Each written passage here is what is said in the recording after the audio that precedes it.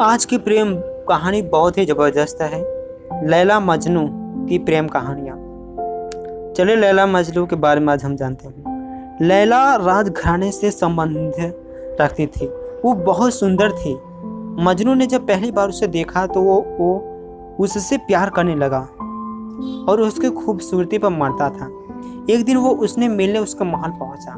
वहां जाकर वो उसके कमरे में गया और अपने जेब से पायल निकलकर उसके खूबसूरत पैरों में पहना दी।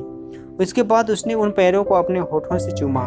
जब वो दूसरी पायल पहनने लगा तो लैला ने करवट बदल ली। फिर मजनू से दूसरी पायल नहीं पहनने ने और उसे निशानी समझकर अपने पास रख ली।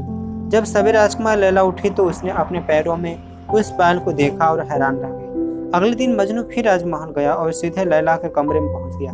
वहां जाकर उसने लैला के गालों को छुपा और फिर वो उसके कदमों में आ गया।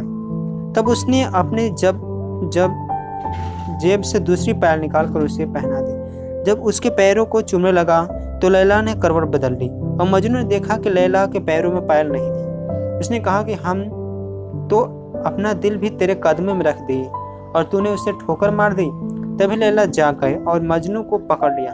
फिर उससे उसके बारे में पूछा। उनकी बातचीत कुछ इस प्रकार हुई। लैला बोली, तुम कौन हो? मजनू बोला, आप सेवक हो, आपका सेवक हो। तुम रहते कहाँ हो? आपके चरणों में। तुम काम क्या करते हो? आपकी पूजा।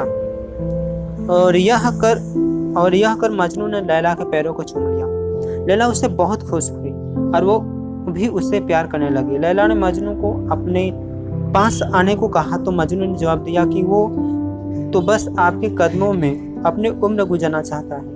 इस प्यार का जब लैला के पिता को पता चला तो वो बहुत नाराज हुए। उन्होंने मजनू को बुलाया और उससे कहा कि यदि वो चाहे तो राजमहल की किसी भी सुंदर से दूसरी दासी को ले जा सकता है। पर लैला को भूलने के बाद मजनू ने उससे कहा कि राजमहल के सभी दासी लैला के चरणों की धूल के समान भी नहीं है और उसे किसी भी दौलत का लालच नहीं है। इस पर नाराज होकर लैला के पिता ने मजनू को देश निकाल दे दिया और लैला की शादी किसी राजा के साथ कर दी। लैला शादी के बाद अपने पति के साथ इराक चली गई। वो खुश नहीं थी। लैला इराक पहुंचकर बहुत बीमार हो गई। तब वैद्य ने राजकुमार से मजनू को बुलाने को कहा। तब राजकुमार ने मजनू को बुलाया। मजनू राजमहल पहुंचकर लैला के कमरे में जाता है। लैला वहां पर सो रही होती है और मजनू लैला के पैरों के पास बैठा जाता है और उन्हें चूमने लगता है।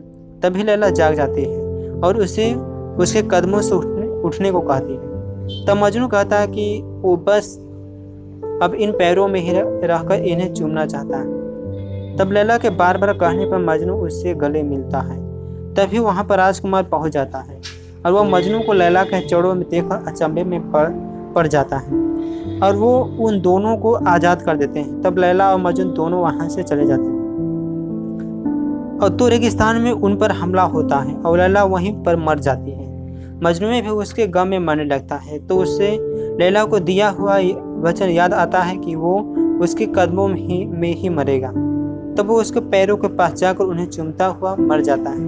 वो प्यार आज भी अमर है। ऐसे प्रेमी बहुत कम भी मिलते हैं जो एक दूसरे के लिए जान भी दे देते हैं।